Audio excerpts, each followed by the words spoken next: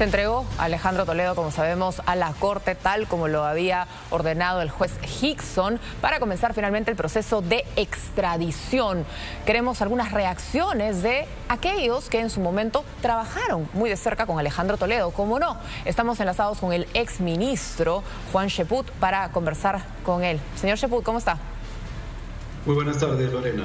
Un gusto conversar con ustedes.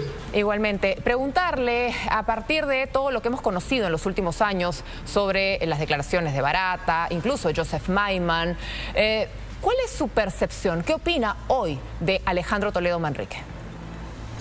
Bueno, como ya lo he señalado en varias oportunidades, desde que me alejé de Perú Posible en el 2014, un sentimiento de decepción.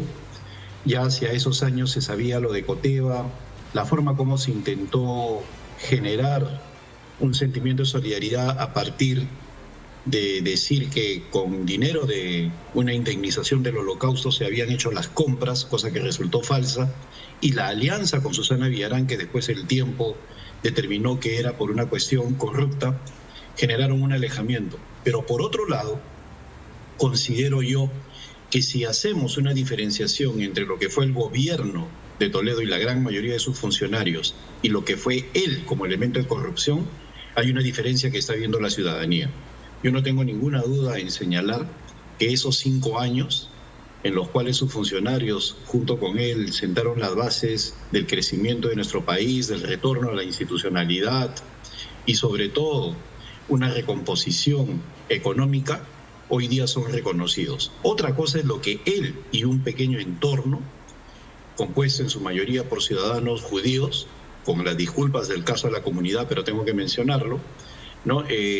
Compuesto por Joseph Maiman, Adam Pollack, la misma Elian Karp, Avidanón, son las personas con las cuales él habría cometido estos ilícitos, ¿no?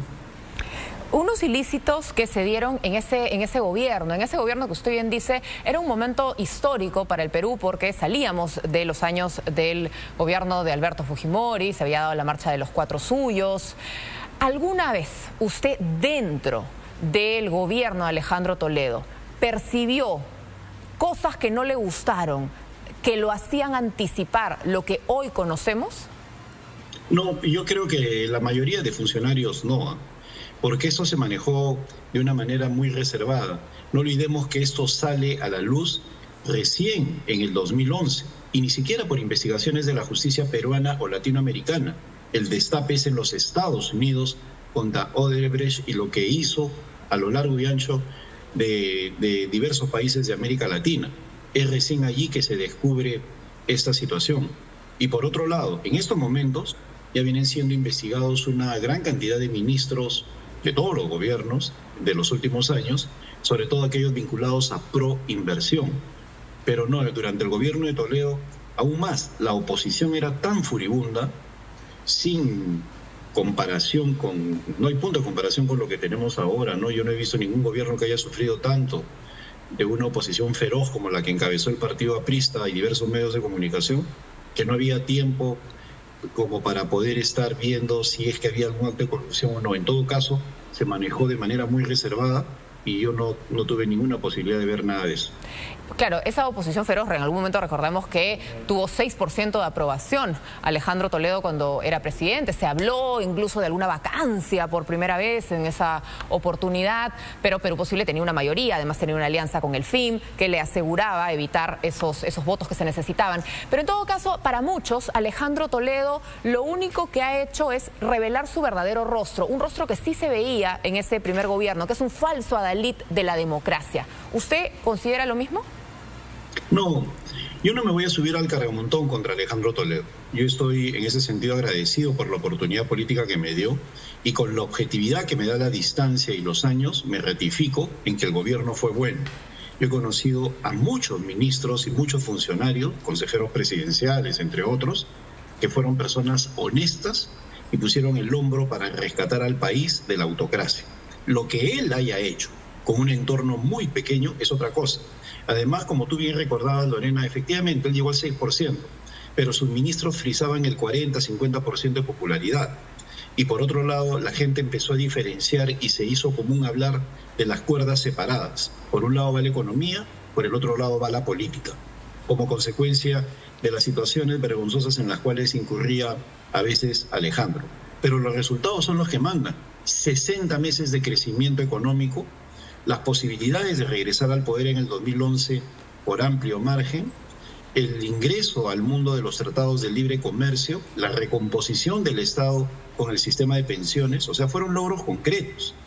Y sobre todo, una recomposición institucional que se había venido a menos como consecuencia del fujimorismo. Lamentablemente, todo eso lo empañó él con un comportamiento por el cual hoy día tiene que dar y rendir cuentas ante la justicia. ¿Usted cree que Alejandro Toledo, una vez que llegue al Perú, debería estar preso en la DIROES, como lo está Alberto Fujimori, como lo está Pedro Castillo, o debería tener un arresto domiciliario? Yo creo que debe ser un arresto domiciliario. En el caso de Alberto Fujimori estamos hablando de un condenado, en el caso de Pedro Castillo de un golpista comprobado, detenido en flagrancia, y en el caso de Alejandro Toledo estamos ante un proceso que está en curso de investigación. Si bien es cierto, hay pruebas que todavía están consolidándose, no son pruebas firmes, más que pruebas son indicios contundentes.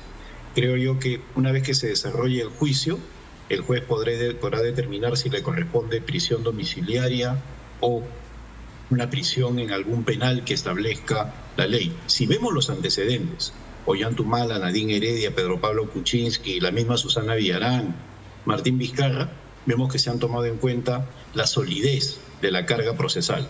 Y en ese sentido creo yo que por la edad y por la forma como se está desarrollando el caso, le correspondería arresto domiciliario.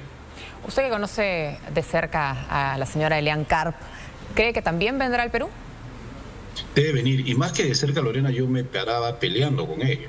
O sea, tenía discrepancias que conocen todos los militantes de Perú Posible. Yo creo que ella jugó un papel importantísimo en la campaña presidencial, un papel estelar, sin ninguna duda, pero luego fue consolidando junto con un pequeño grupo una especie de encapsulamiento de Alejandro Toledo que ha terminado en esto.